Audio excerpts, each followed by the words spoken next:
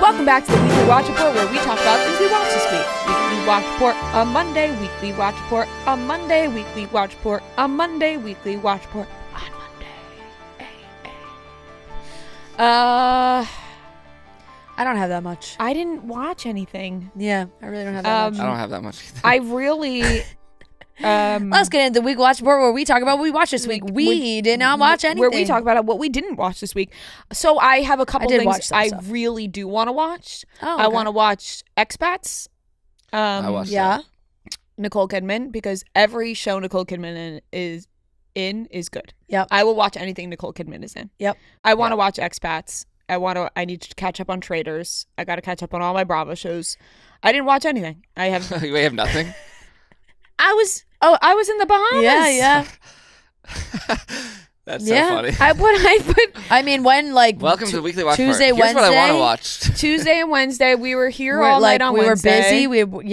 We were here all night Wednesday. We were here all night Wednesday, then, yeah. From Monday to Yeah. and then I was in the Bahamas from Thursday morning to yesterday, and yesterday I got home, I watched football. Yep. And in the hotel we watched cable television Friends. Yep. And Beat Bobby Flay was also on. So I don't have anything. No, I don't. Yeah. But I have a ton of things I want to watch. Your dog ate your homework. Yeah, Yeah. that's literally what that was. Okay, so I watched I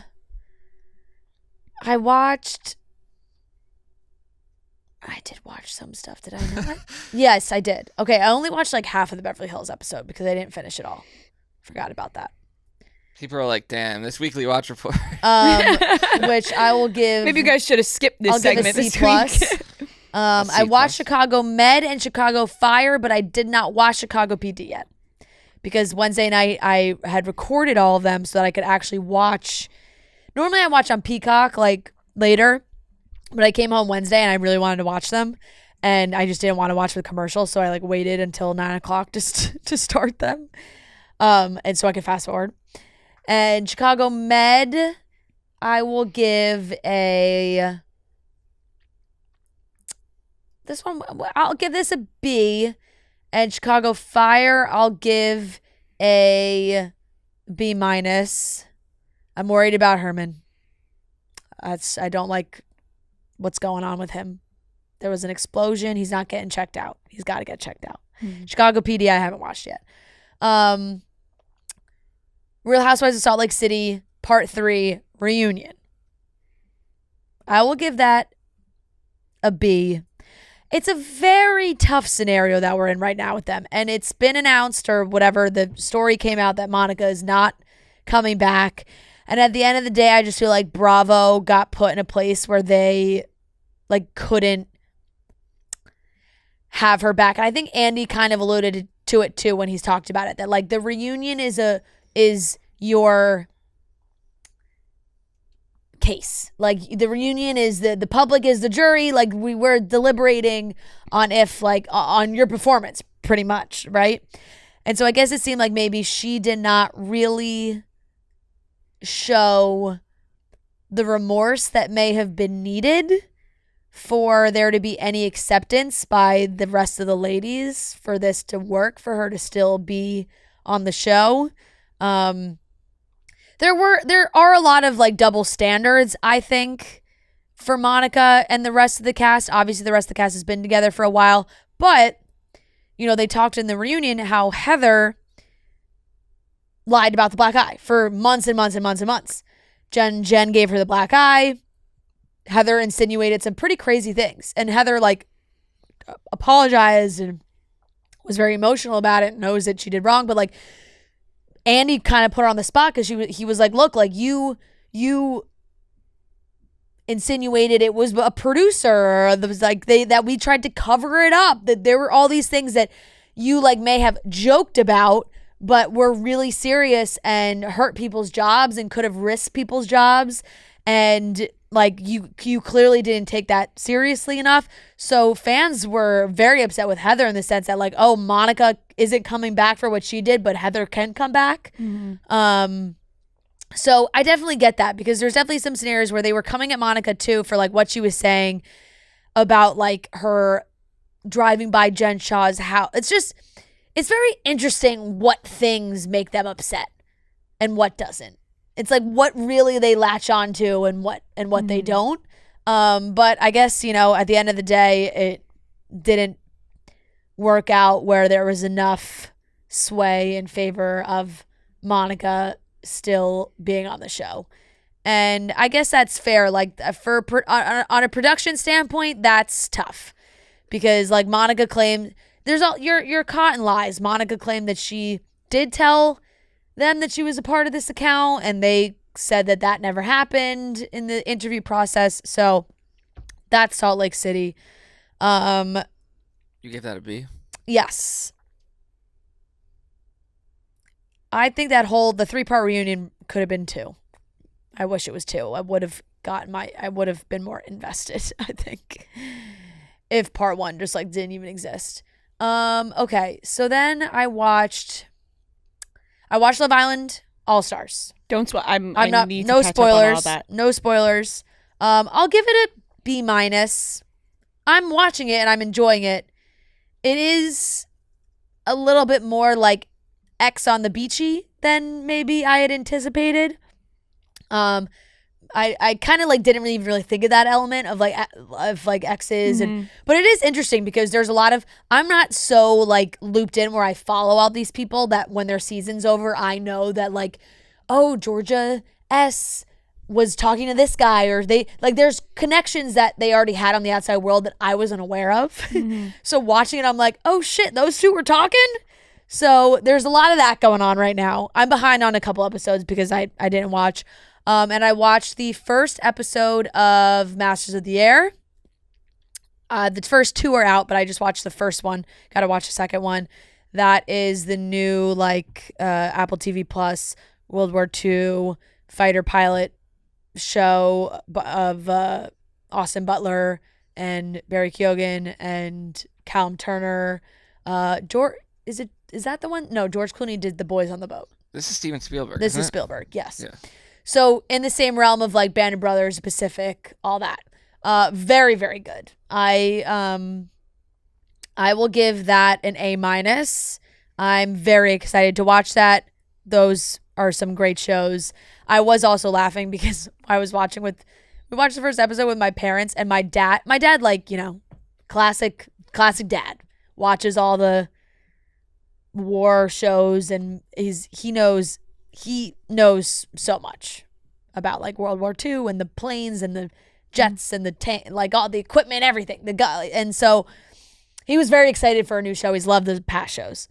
But the opening scene of the first episode is like them in a bar and they're with ladies and they're, there's some canoodling, and he's like, what the hell is this?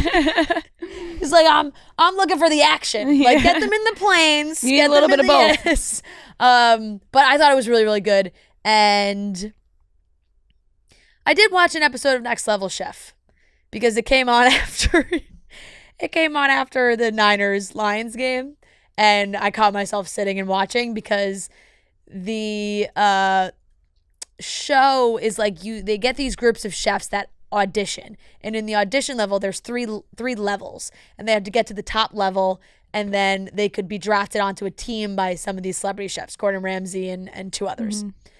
And this episode was social media chefs, so it was all chefs that are like famous that have like followers on TikTok, and I did actually recognize a couple of them, but it was an interesting concept that I've never seen, where like they brought the social media chefs in, and then like each round somebody got eliminated and then they got moved to the next level. I'll give it a B. No, I'll give it a C+. I was going to say B-. I'll give it a C+. It got me enough where I sat through the whole episode with commercials. Yeah. You know how those food shows get you, where they're like, and the person moving on to the next level is commercial. And then you got to keep watching. You got to know what happens. So that's everything I watched. Okay, I have 3 things. I finished True Detective season 1 Nice. last night. Thoughts? Very good. Yeah. I can see why people is like really it. good, yeah. It was like, I was a little skeptical after the first few episodes. I'm like, it's kind of slow. But yeah, it really picked up, and yeah, it was very good. That is I a good feel like one. the ending, not to spoil it, but like, it kind of just ended. I was like, oh, that's it? I thought there were like more episodes coming. I watched Expats. I'll give that an A-. True Detective season 1. Expats. I watched the first 2 episodes, which are out, and yeah, I think you guys will like that. What channel is that on? It's on Prime Video. Okay. Yeah, it's one of those shows Channel is that where on? people are gonna be like, it's like what like, I don't know if you know the premise of the show, but I do. yeah, it's like very much. I think people are gonna be like guessing like what happened, like Right. I'm catching up every week, like. I'm very excited. Like I said, I Yeah. will watch anything to. And it's cool, just like anything set because it's set in Hong Kong. Mm-hmm. Like it's just Just cool different, yeah. setting. And then I watched the first 2 episodes of Masters of the Air. I'm gonna give that a B-. I don't. Oh. I just like it's very good. It's hard to not compare it to like Band of Brothers and the Pacific and all yeah. those, which and just like in my mind are just you can't beat. I mean, that. Band of Brothers is just insane, but It's I like the do best thing think ever. that it's hard to because we I have also the whole, feel like I've we, seen the story. we also just have the whole body of work. Yeah. You know, like Band of Brothers, like those shows we've watched all the way through. You know, so you think about it differently because you Yeah. have the whole season to judge off of. Yeah, and I also just This is feel like just the beginning of this one. You know, so maybe Yeah, I mean, I know this is like its own story, different from Yeah. anything else, but it is like I feel like I've seen so many World War II things, like yeah. but- and then Austin Butler, like Yeah. By the way, we do have to. Oh we my do have God, to say we have to talk about that Austin Butler said that he rapped Elvis and that he started filming Masters of the Air like a week later. And he had to get a dialect coach to help him get rid of the Elvis voice before going in to this show. If you watch the show, you know, you could disagree with me on this, but it's he crazy. still sounds like Elvis. It's crazy. There He's- needs to be. It's just his permanent voice now. Don't even say you got a dialect coach. Like just that Just is a story. embrace. Like that is a tidbit of information he didn't need to share with us because honestly, I think it's gonna make people think that like his voice is changed and he still I don't sounds get like it. Elvis. There needs to be an exorcism performed on Austin Butler to take Elvis out of him. Like there is a rasp to his voice that he did not have before Elvis that he It's like just the permanently octave. has. Like even he always did speak at a low, like he's always had a low voice, but the Elvis added rasp. And I guess I will say like maybe a little bit of like the twang he dialed down. I feel like even like the facial like expressions he gives, But like, he He's just- always smoldering. He Yeah. can't shake Elvis, man. Elvis lives within him. but like he was good enough to get the Elvis voice down. Why can't he like switch? Even if it's like now it's his natural thing, why I can't he think it- switch off for something I think this else? is it for him, you know? He can't he like just- do another He voice. needs to become. He used everything He's just he gonna got. become somebody What else. if he's like Yeah. playing like some like Texas guy or something? Like I mean, he isn't. He did in or I don't know if it was, but Once Upon a Time in Hollywood. He Did played he film That all was of? before. cowboy.